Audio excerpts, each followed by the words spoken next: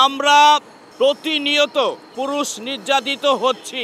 যদি একটা আঙ্গুল কাটার অপরাজিত হয়ে থাকে 5 বছর, তাহলে পুরুষের বিশেষ অঙ্গ কাটার সেই শাস্তি কি 5 বছর হবে?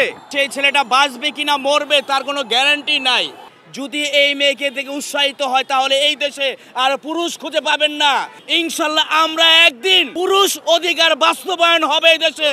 রক্ষক যখন ভক্ষক হয় তখন কিন্তু আসলে বেঁচে থাকাটাই দায়। আমরা প্রতিনিয়ত পুরুষ নির্যাতিত হচ্ছি, এটা নতুন কিছু না। এই দেশে নারী নির্যাতন আইন রয়েছে বলেই কি পুরুষের বিশেষ অঙ্গ হানি করবে? এটা কোন আইনে রয়েছে? প্রতিনিয়ত আমরা কিন্তু দেখছি সোশ্যাল মিডিয়ায় এই বিষয়গুলা খেলনা হয়ে গেছে। যদি একটা আঙ্গুল কাটার অপরাজিত হয়ে থাকে 5 বছর, তাহলে পুরুষের বিশেষ অঙ্গ কাটার সেই শাস্তি কি 5 বছর হবে?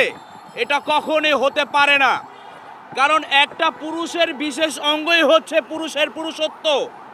যেই পুরুষত্ব হারিয়ে আজকে জুনিয়র সাকিব মৃত্যুর শয্যায় পাঞ্জা নিচ্ছে। এই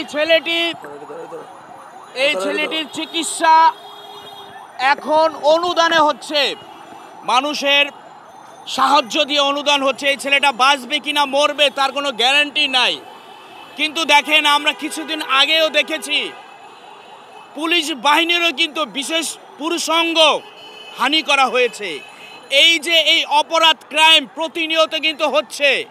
এখনই যদি এই অপরাধ যদি আমরা পুরুষরা যারা রয়েছি তারা যদি এই বিষয়ে আন্দোলন না করি, তাহলে প্রতিনিয়ত এই অপরাধ বেড়েই যাবে। আজকে কথা বলছি আমরা পুরুষ অধিকার ফাউন্ডেশন থেকে। অনেকে এটা হাস্যকর বিষয় মনে করতে পারেন। আজ থেকে আরো বহু বছর আগে কিন্তু নারীরা কিন্তু এইভাবেই রাজপথে দাঁড়িয়েছিল।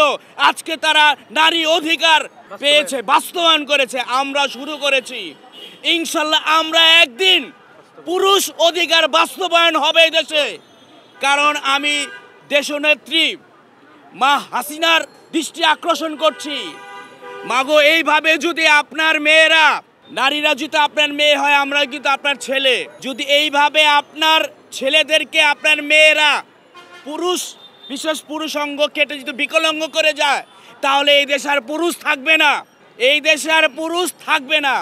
অতএব আমি মাননীয় প্রধানমন্ত্রী, আমাদের দেশনেত্রী মাজননী শেখ হাসিনার দৃষ্টি আকর্ষণ করছি, যেন এই শিখার যেই মহিলা এই ঘটনা ঘটিয়েছে ওর যেন জামিন না হয়, ওর যেন বাংলাদেশের সর্বোচ্চ শাস্তিটা হয়। যেন এই শাস্তি দেখে প্রতিটা মেয়ে যেন ভয়ে কেঁপে ওঠে এবং এই মেয়েকে দেখে যেন কেউ উৎসাহিত না হয়। যদি এই মেয়েকে দেখে উৎসাহিত হয় তাহলে এই দেশে আর পুরুষ খুঁজে পাবেন না।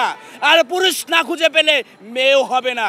কারণ পুরুষ না হলে মেয়ে জন্ম হবে কোত্থেকে? এটা মাথায় রাখতে হবে। তো আমি যেটা বলতে চাই, আসলে পুরুষ অধিকার এখন আমাদের, এটা একটা পুরুষের অধিকার সকলেরই। প্রতিটা জেলায় জেলায় আমার মনে হয় আমাদের মতো রুখে দাঁড়ানো উচিত, প্রতিবাদ করা উচিত। তো আমি সর্বশেষ বলতে চাই, যে ছেলেটি চিকিৎসায় অনাদরে ভুগছে সেই ছেলেটি বাঁচবে কিনা মরবে আমি জানি না। এবং যারা এই ভিডিওটা দেখবেন অবশ্যই আপনারা শেয়ার করবেন, যাতে করে পুলিশ প্রশাসন এবং নারায়ণগঞ্জের যিনি এই মামলার যিনি জজ, তার দৃষ্টিতে পড়ে।